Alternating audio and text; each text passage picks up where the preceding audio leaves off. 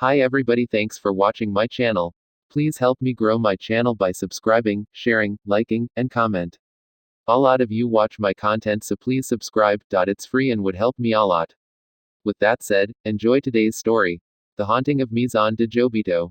In the heart of Zacatecas, where cobbled streets wind beneath the watchful eyes of colonial buildings, stood the Maison de Jobito, a luxurious five-star boutique hotel.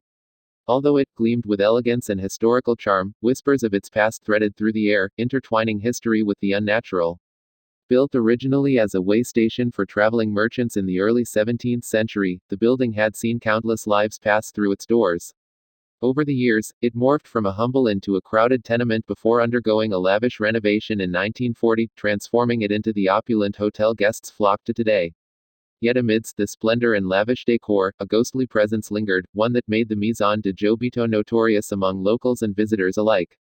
Don Jobito, the hotel's spectral custodian, had made room 107 his ethereal sanctuary. Guests who found themselves assigned to that room often shared stories of strange phenomena. Flickering lights, muted whispers, and the unmistakable feeling of being watched were just the beginning. Some claimed to have caught sight of a shadowy figure in the mirror, while others heard playful laughter echoing through the halls at night. Jobito's antics were as varied as they were unsettling, leading many to question whether they were indeed sharing the space with something otherworldly.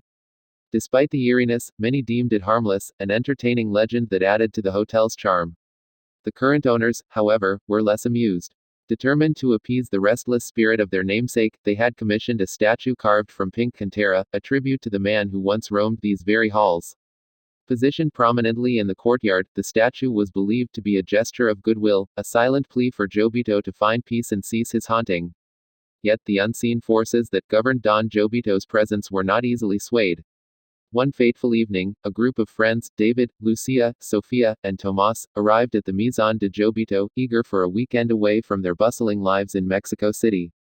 When unease settled over room 107, they laughed it off as a mere urban legend, certain that supernatural tales could not touch them. As the sun dipped below the horizon, the warm glow of the hotel transformed into an ambience thick with anticipation. They unpacked and decided to explore the hotel's historical architecture, a fascinating blend of colonial magnificence and ghostly whispers. Everything seemed normal until they approached room 107, lured by an inexplicable force. David, feeling playful, nudged the door open. "Let's see if we can chat with Don Jobito," he joked, stepping inside. The room was spared any modern intervention, its walls lined with vintage tapestries and rustic wooden furnishings. But the air hung heavy, laden with an unspeakable tension. Every shadow seemed to pulse. "Okay, let's do the medium thing," Sophia suggested. "Someone needs to ask him what he wants." They gathered in a circle, Sarah taking the lead. "If you're here, Don Jobito, give us a sign. Show us you're not just a story." At first, nothing happened. Laughter echoed, the room relaxed. But then, the shadows deepened, and a sudden chill coursed through the air. The lights flickered violently before plunging the room into darkness. "Okay, that's not funny," Lucia shouted, her bravado evaporating. "Everyone stay calm," David urged, but his voice wavered. As darkness enveloped them, the sounds of laughter echoed in the air, sharp and mocking, sending chills down their spines. Panic gripped them as Sophia picked up her phone, its weak screen casting an eerie glow. Before she could unlock it, the lights flickered back to life. In the room's mirror, the face of an old man, worn with age, wearing the faintest semblance of a smile, briefly appeared before vanishing. "I think I just saw him," Sophia gasped, casting a fearful glance at the mirror. Unnerved but curious, they pressed on with more enthusiasm than caution.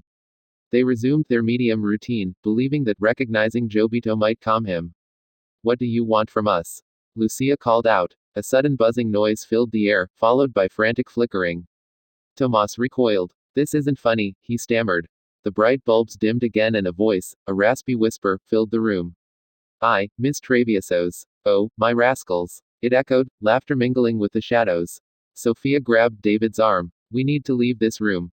Now." But the door swung shut with a heavy thud before they could escape, locking them in their tense circle. Another voice joined the first, one gruff and commanding. "Why do you disturb me?" It boomed. The room felt alive, walls shifting, laughter bubbling through the air like an old song emerging from time. The friends were paralyzed, caught between fear and a strange thirst for curiosity. "We just wanted to meet you," David shouted bravely, surprising even himself. "Meet me?" Jobito's voice dripped with mirth. "I knew you would come." Whisper my name, and I shall show you wonders. What wonders? Lucia dared to ask, her voice shaking. Come, follow, the voices beckoned, blending haunting melodies with the allure of the unknown. Suddenly, the door swung open on its own, revealing a foggy corridor. It beckoned them like a dark carnival, arching shadows invitingly at the edges. Enough! Tomas yelled, shaking his head. This is too much. But Jobito's presence was intoxicating, pulling them forward. One by one, they stepped into the corridor, swallowed by darkness, drained of light and hope, now just silhouettes against the realm of the spectral. Days turned into weeks. Staff found an empty room 107, occasionally flickering lights and whispers lingering, threads of laughter echoing against the stone. David, Lucia, Sophia, and Tomas vanished from the world like smoke in the winds of time, leaving only silence and the haunting spirit of Don Jobito behind. As new guests continued flocking to the Maison de Jobito, the legend persisted, tales of laughter and ghostly tricks resurfacing.